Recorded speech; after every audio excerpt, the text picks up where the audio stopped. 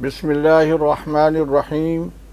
الصلاة والسلام علیک یا سیدی یا رسول اللہ وعلی آلک و اصحابک یا حبیب اللہ و خاتم النبیین۔ میں ہوں آپ کا میزبان سراج الدین امجدی اور آپ دیکھ رہے ہیں LDN پر ہر پیر کو نشر ہونے والا اپنا پسندیدہ پروگرام ہیلتھ ڈائری۔ اللہ کریم سے امید ہے آپ جہاں بھی ہوں گے بخیر و عافیت ہوں گے۔ جن ناظرین نے اب تک چینل کو سبسکرائب نہیں کیا وہ صحت اور صحت سے جڑی خبروں اور مسائل اور سرگرمیوں سے باخبر رہنے کے لیے پہلے چینل کو سبسکرائب ضرور فرما لیں، اور جن دوستوں نے چینل کو سبسکرائب کر لیا ان کا تہ دل سے شکریہ۔ ویڈیو اچھی لگے تو لائک، کمنٹس، فالو اور شیئر بھی ضرور کر دیں۔ ناظرین کرام، آج کی ہیلتھ ڈائری سندھ گورنمنٹ اسپتال لیاقت آباد میں شارٹ میڈیسن خریداری کی دوسری قسط، سول اسپتال کراچی میں مریضوں کی خوراک میں بے ضابطگیاں، سندھ سروسز اسپتال کی بدعنوانیاں و دیگر اہم خبروں پر مشتمل ہے۔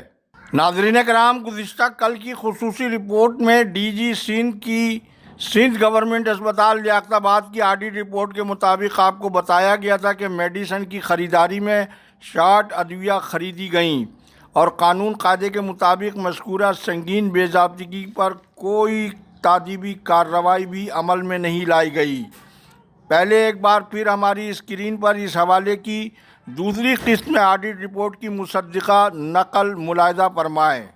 مذکورہ آڈٹ رپورٹ میں بتایا گیا ہے اہم ادویہ کی مکمل ترسیل کو یقینی بنانے میں ناکامی خریداری اور سپلائی چین کے انتظام پر کمزور نگرانی کی عکاسی کرتی ہے اور اس کے نتیجے میں سرکاری خزانے کو نقصان پہنچا ہے۔ رپورٹ میں بتایا گیا ہے کہ ادویہ منظور شدہ انڈینٹ سے بہت کم تھیں، جس کی وجہ سے ضروری ادویہ کی شدید قلت رہی۔ مزید رپورٹ میں بتایا گیا کہ ادویہ کی مکمل ترسیل کو متعلقہ انتظامیہ اور نادہندہ سپلائرز کے خلاف ریکوری یا تعزیری کارروائی نہیں کی گئی، جس سے حکومت کا مختص کردہ فنڈز میں بہت مالی نقصان ہوا، بلکہ مریضوں کی لازمی ضروری ادویہ کی عدم دستیابی کی بنا پر علاج معالجے کا نظام بھی بری طرح متاثر ہوا۔ جبکہ جولائی، اگست اور اکتوبر 2025 کے دوران اس سنگین معاملے کی نشاندہی تحریری طور پر آڈٹ کی جانب سے 3 بار کی گئی۔ مذکورہ رپورٹ کی تیاری تک لیاقت آباد کے ہسپتال کی انتظامیہ نے کوئی جواب نہیں دیا۔ یہ تو تھی آڈٹ رپورٹ، لیکن ہیلتھ مافیا نے یہ کام کیسے کیا اور ان کے ساتھ کام کرنے والے فرشناس ملازمین کے بقول کیڈر چینج اسٹور کیپر اور اکاؤنٹنٹ نے مبینہ ملی بھگت سے ڈیلیوری چالان پر مکمل مال وصول کیے اور پھر اسے جو مال وصول کیا گیا سپلائر سے قانون کے مطابق ان کے نمونے لے کر ادویہ کا ٹیسٹ کروائے بغیر ہی AG سندھ سے مبینہ ملی بھگت کے ذریعے سپلائر کے خلاف قانون بلز بھی منظور کروا کر اپنا کمیشن پیشگی جیب میں ڈال کر ریٹائر ہونے والے MS ڈاکٹر عتیق الرحمن قریشی کو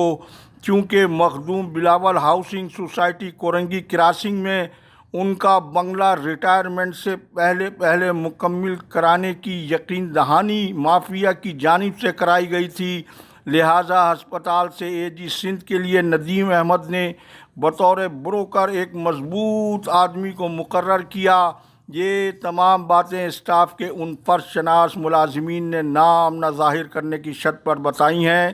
آج شارٹ میڈیسن سپلائی کی دوسری قسط یہاں تک۔ انشاءاللہ کل کی خصوصی رپورٹ میں ادویہ کے حوالے سے مزید ہوش ربا انکشافات ٹھوس دستاویزی ثبوت کے ساتھ آپ کی خدمت میں پیش کیے جائیں گے۔ تاہم گفتگو مکمل کرنے سے قبل کل ندیم احمد کی جو پے سلپ کا عکس آپ نے LDN کی اسکرین پر دیکھا تھا، آج دوبارہ یہ عکس ملاحظہ فرمائیں۔ عکس آپ نے دیکھا نومبر 2002 میں اس پے سلپ کے مطابق حیرت انگیز طور پر مارچری اٹینڈنٹ سے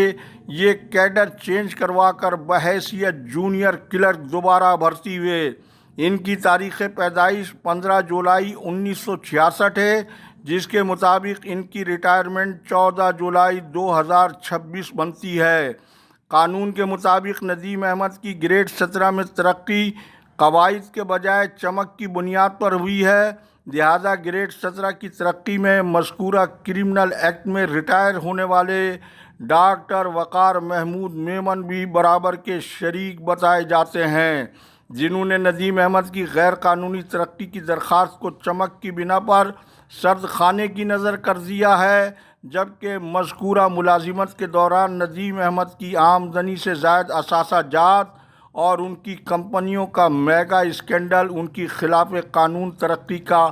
علیحدہ اسکینڈل ہے، جس کی تفصیل بھی آپ کی وساطت سے متعلقہ اداروں تک پہنچائی جائے گی۔ ناظرین کرام، ڈی جی آڈٹ سندھ نے ڈاکٹر رود کے ایم فوج سول اسپتال کراچی میں سال برائے 2023-24 سال برائے 2024-25 میں مریضوں کی خوراک کے حوالے سے 48 کروڑ 5,05,18 روپے کی بے ضابطگی کا انکشاف کیا ہے۔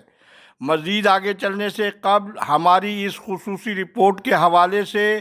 ایل ڈی این کی اسکرین پر ڈی جی سندھ آڈٹ کی رپورٹ کیا مصدقہ عکس پہلے آپ ملاحظہ فرمائیں۔ عکس آپ نے ملاحظہ فرمایا، مذکورہ رپورٹ کے مطابق حکومت سندھ کی جانب سے نوٹیفیکیشن کے مطابق ہر شے دوا کی ڈرگ ٹیسٹنگ لیبارٹری کی رپورٹ حاصل کرنا ضروری ہے، اور اے جی سندھ بغیر ڈرگ ٹیسٹنگ لیبارٹری کی مثبت رپورٹ کے قواعد کے مطابق سپلائر کا بل منظور نہ کرنے کا پابند ہے، جبکہ پی ایم آئی کے سیکشن افسر کے مطابق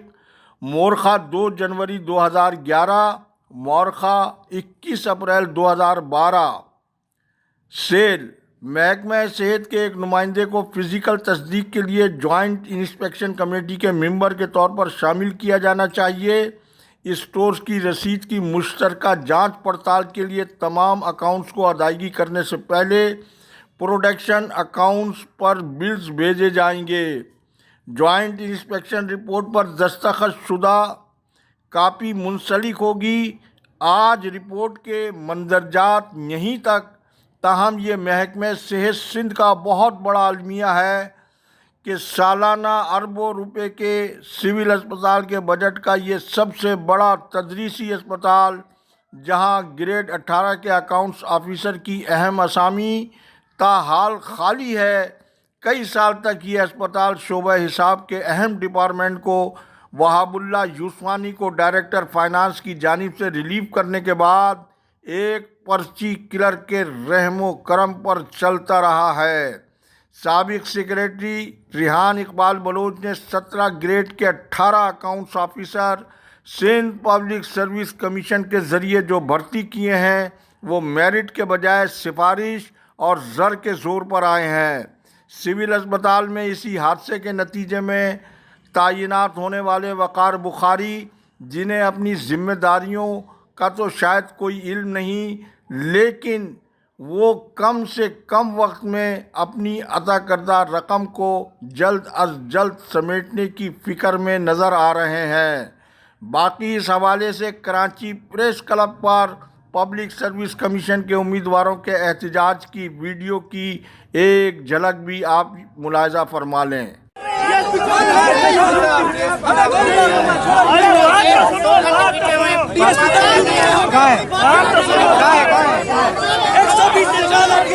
ناظرین کرام، سندھ سروسز ہسپتال کراچی ریاست کے اندر ریاست کا ایک ایسا شاہکار ہے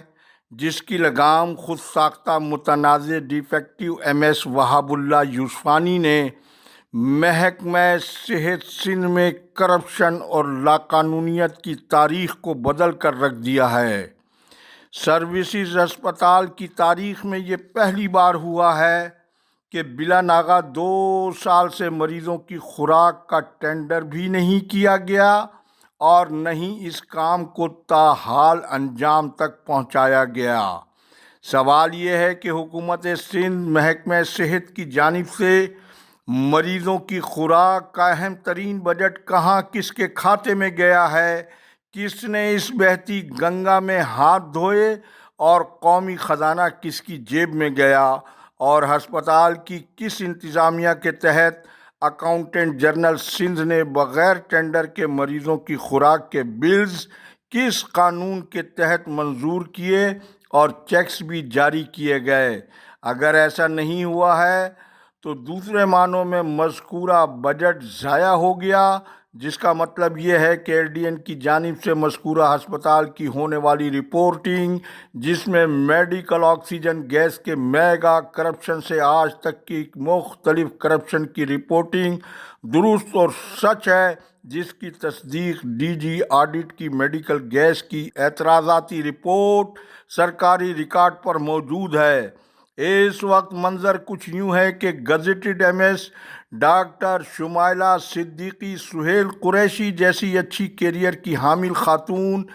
ڈاکٹر نے یوسوانی کے ہاتھ کی چھڑی اور جیب کی گھڑی بن کر آخری سہمائی کے بجٹ میں یوسوانی نے جو کچھ کیا، اس سے ڈاکٹر شمائلہ صدیقی سہیل قریشی نے اپنے شوہر سیکریٹری ورکس سہیل قریشی کی ساکھ کو بھی داؤ پر لگا دیا ہے۔ آج تک کے لیے اتنا ہی۔ جبکہ ضمیر عباسی کے ہاتھوں میں ہتھ کڑی لگ سکتی ہے تو یوسوانی کیا ضمیر عباسی سے کوئی بالا چیز ہے؟